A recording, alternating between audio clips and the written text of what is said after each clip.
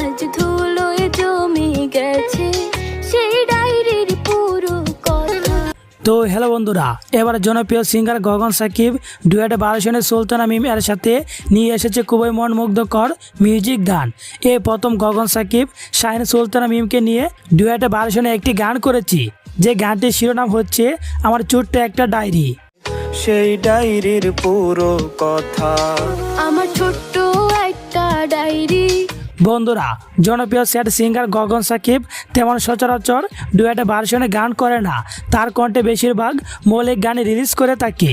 তবে শাহিন সুলতানা মিম বেশ কয়েকটি ডুয়েটে ভার্সনে গান করে থাকলেও এই প্রথম জনপ্রিয় সিঙ্গার গগন সাকিবের সাথে গান করেছি। আজ ধুলোয় জমে গেছে সেই ডায়েরির পুরো কথা। বন্ধুরা, শাহিন সুলতানা মিম হচ্ছে একজন জনপ্রিয় টিকটকার।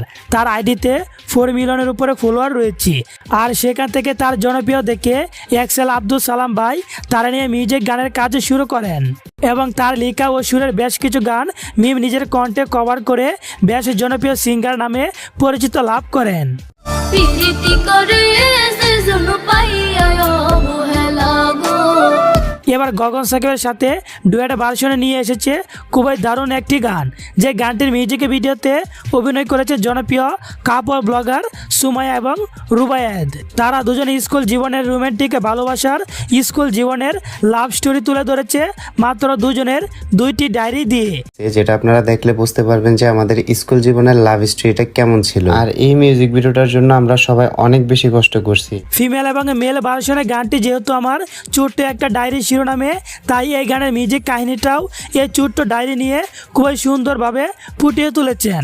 তবে গানটি লিখেছেন এবং সুর করেছেন আতিক হাসান আরিফ। আর এই গানটি পাওয়া যাবে বাংলা মিউজিক 007 ইউটিউব চ্যানেলে। করলো রে সংশয়, আমার ছোট্ট একটা ডায়েরি ছিল। তো যাই হোক বন্ধুরা, এই জনপ্রিয় 2 সিঙ্গারের কণ্ঠে ডুয়েট ভার্সনে স্কুল জীবনের লাভ স্টোরি নিয়ে তৈরি করা মিউজিক গানটি আপনার কাছে কেমন লেগেছে, এবং আপনার কাছে গগন সাকিব নাকি সুলতানা মিমের কণ্ঠের গান সবচেয়ে বেশি ভালো লাগে তা কমেন্ট করে জানিয়ে দেন। আর হ্যাঁ, এরকম নিত্য নতুন ভিডিও পেতে আমাদের চ্যানেলটি সাবস্ক্রাইব করে সাথেই থাকবেন। সবাই ভালো থাকবেন, সুস্থ থাকবেন, আল্লাহ হাফেজ। জানি না সে করলো কেন।